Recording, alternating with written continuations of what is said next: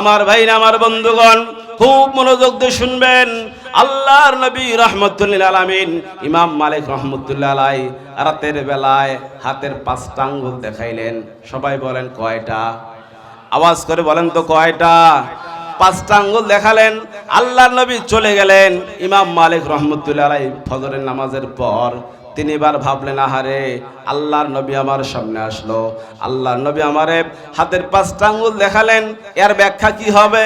আমি কি দুনিয়ার মধ্যে আরো কি 5 দিন বাঁচবো, নাকি আরো 5 সপ্তাহ বাঁচবো, নাকি আরো 5 বছর বাঁচবো?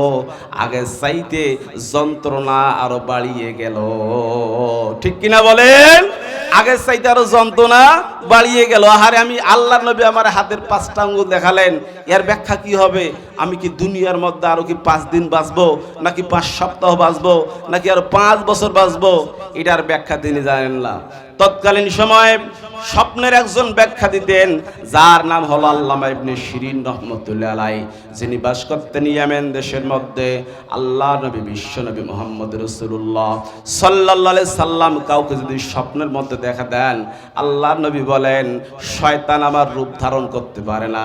কেউ যদি আমারে দেখে, সে যেন সত্যিকারে আমারে দেখলো, আর যে আমারে দেখলো তার জন্য জাহান্নাম হারাম হয়ে যায়। জোরে বলি সুবহানাল্লাহ। আমার বন্ধুগণ, ইমাম মালিক রহমতুল্লাহ আলাইহি, ইমাম মালিক রহমতুল্লাহ আলাইহি এই 5টা আঙ্গুলের ব্যাখ্যা কি হবে এইটা জানার জন্য ওনার একজন শাগরিদ ছিল, ওনার একজন মুরিদ ছিল। ওই মুরিদকে ডাক দিয়ে বললেন, ওই শাগরিদকে ডাক দিয়ে বললেন, যাও যাও তুমি ইয়েমেন দেশের মধ্যে চলে যাও, আমি যাব না। যদি আবার আমার মৃত্যু হয়ে যায়, তুমি যাও, তুমি যাও, গিয়ে বলবে, সালাম দিয়ে বলবে, আল্লামা ইবনে শিরিন রহমতুল্লাহ আলাইহিকে ডাক দিয়ে বলবা, একজন মানুষ হাতের মধ্যে আল্লাহর নবী তারে 5টা আঙ্গুল দেখিয়েছেন, এই 5টা আঙ্গুলের ব্যাখ্যা কি হবে? 5টা আঙ্গুলের ব্যাখ্যা কি হবে আপনি একটু জানিয়ে দেন। এবার ওই শাগরিদ মুরিদ ইয়েমেন দেশের মধ্যে চলে গেল। ইয়েমেন দেশের মধ্যে যাওয়ার পর আল্লামা ইবনে শিরিন রহমতুল্লাহ আলাইহির কাছে সালাম প্রদর্শন করলেন, সালাম প্রদর্শন করলেন। ডাক দিয়ে বললেন, শায়েখ, একজন লোককে আল্লাহর নবী হাতের 5টা আঙ্গুল দেখিয়েছেন, এর ব্যাখ্যা কি হবে? আল্লামা ইবনে শিরিন রহমতুল্লাহ আলাইহি ডাক দিয়ে বললেন, তুমি কি এই স্বপ্ন দেখেছো? তুমি কি এই স্বপ্ন দেখেছো? এবার শাগরিদ ওই মুরিদ বলল, না না। ওই ছাত্র বলল, না না, আমি এই স্বপ্ন দেখি নাই। আল্লামা ইবনে শিরিন রহমতুল্লাহ আলাইহি বললেন, তুমি যেহেতু স্বপ্ন দেখো নাই, এই স্বপ্নের ব্যাখ্যা তোমাকে দেওয়া যাবে না। জোরে বলেন সুবহানাল্লাহ। যে ব্যক্তি স্বপ্ন দেখেছে তাকে আমি স্বপ্নের ব্যাখ্যা দিব। এবার শাগরিদ এবার আবার চলে গেলেন, আবার মদিনার মধ্যে চলে গেলেন। মদিনার মধ্যে যাওয়ার পর ইমাম মালিক রহমতুল্লাহ আলাইহিকে ডাকতে বলেন, ওগো ইমাম মালিক রহমতুল্লাহ আলাইহি, আল্লামা ইবনে শিরিন রহমতুল্লাহ আলাইহি তিনি এই স্বপ্নের ব্যাখ্যা দেন না, স্বপ্নের ব্যাখ্যা দেন না। তিনি বলেছেন, যেই ব্যক্তি এই স্বপ্ন দেখেছে তাকে এই স্বপ্নের ব্যাখ্যা দিব, অন্যথায় আমি কাউকে এই স্বপ্নের ব্যাখ্যা দিব না। জোরে বলেন সুবহানাল্লাহ। ইমাম মালিক রহমতুল্লাহ আলাইহি নিরুপায় হয়ে, হতাশ হয়ে এরকম ব্যাগ নিলেন। ব্যাগ নিয়ে বারবার মদিনার দিকে তাকায় আর ডাক দিয়ে বলেন, মদিনা রে, তোমার কাছে থাকার বড় আমার ইচ্ছা ছিল, কিন্তু আমি থাকতে পারলাম না। আল্লাহর নবী আমার হাতের 5টা আঙ্গুল দেখিয়েছেন, এই 5টা আঙ্গুলের ব্যাখ্যা কি হবে? এই 5টা আঙ্গুলের ব্যাখ্যা কি হবে এইটা জানবার জন্য আমাকে ইয়েমেন দেশের মধ্যে আল্লামা ইবনে শিরিন রহমতুল্লাহ আলাইহির কাছে যাইতে হচ্ছে। এই 5টা আঙ্গুলের ব্যাখ্যা কি হবে আমারে জানতে হবে। মদিনারে বারবার মদিনার দিকে দেখায়, বারবার মদিনার দিকে দেখায়।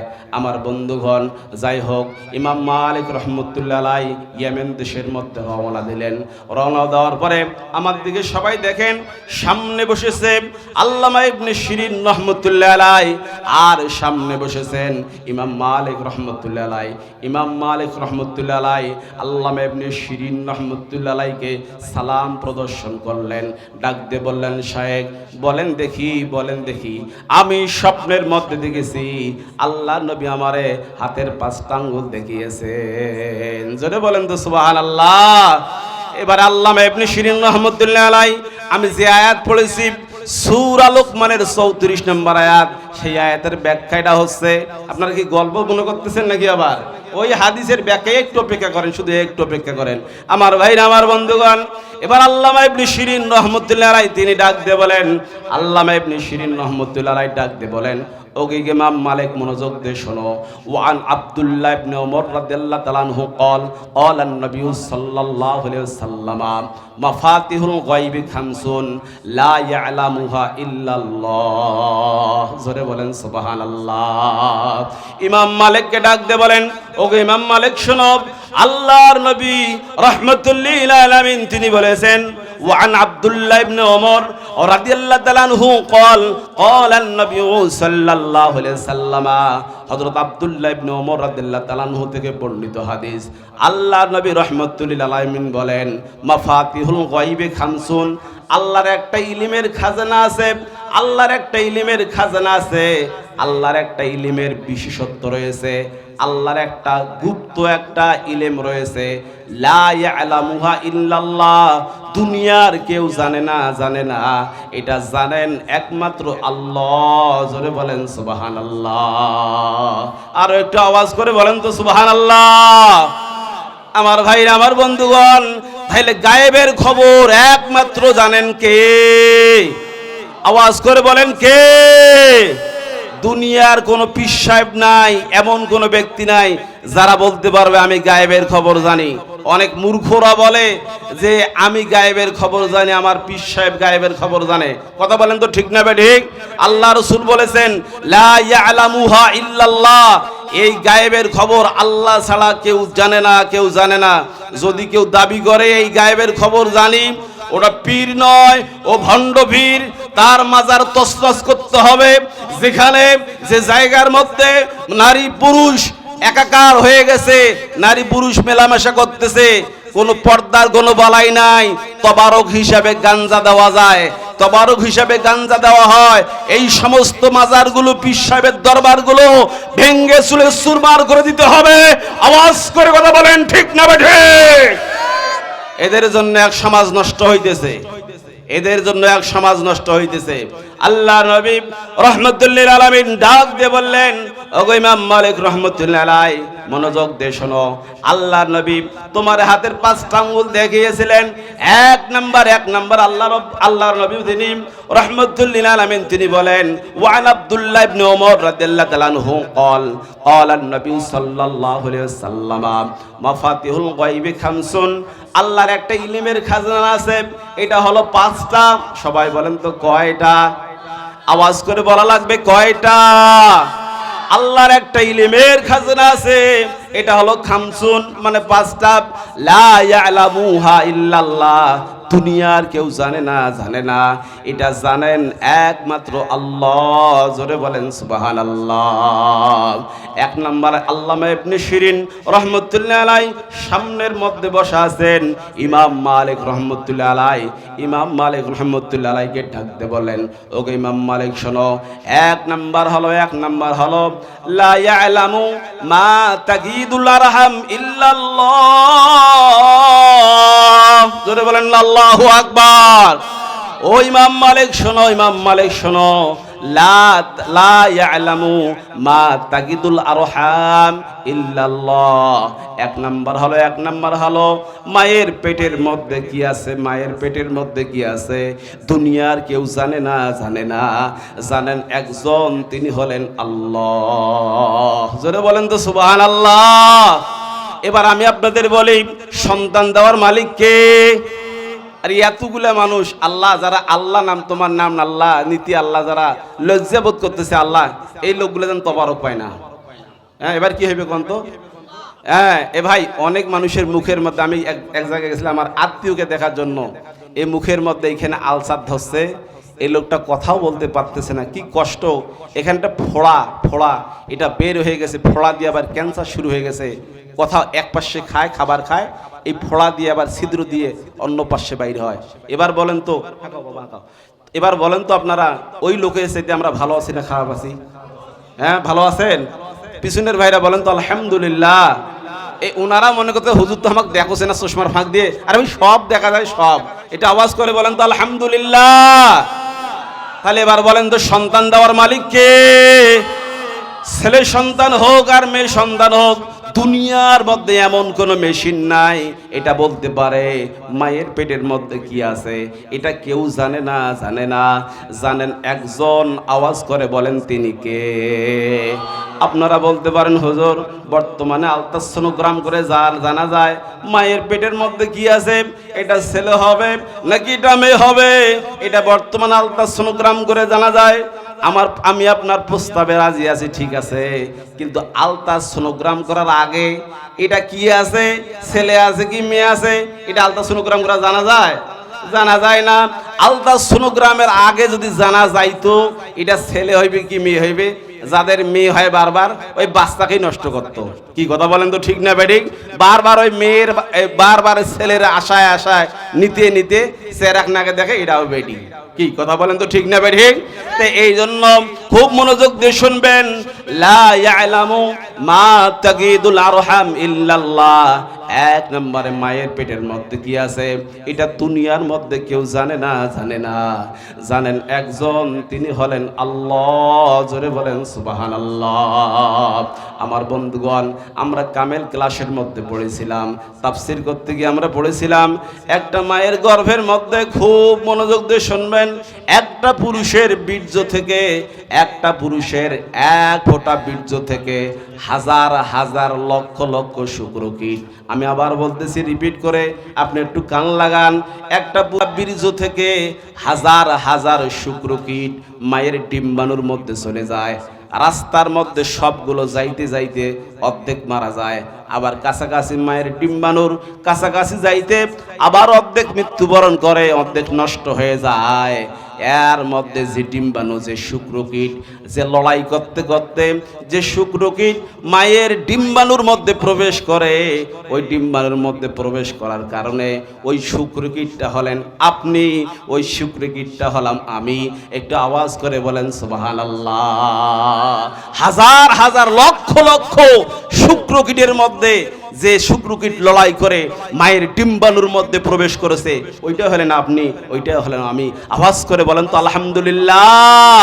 আল্লাহ বলেন, আমি তোমার এমন আল্লাহ, আমি ইচ্ছে করলে ওই মায়ের গর্ভের মধ্যে আমি আল্লাহ তোমারে নষ্ট করে দিতে পারতাম। দুনিয়া এত সুন্দর তুমি দেখতে পাইতে না, দুনিয়ার মধ্যে এত নাজ নিয়ামত আমি আল্লাহ তোমারে দিয়েছি, তুমি দেখতে পাইতে না।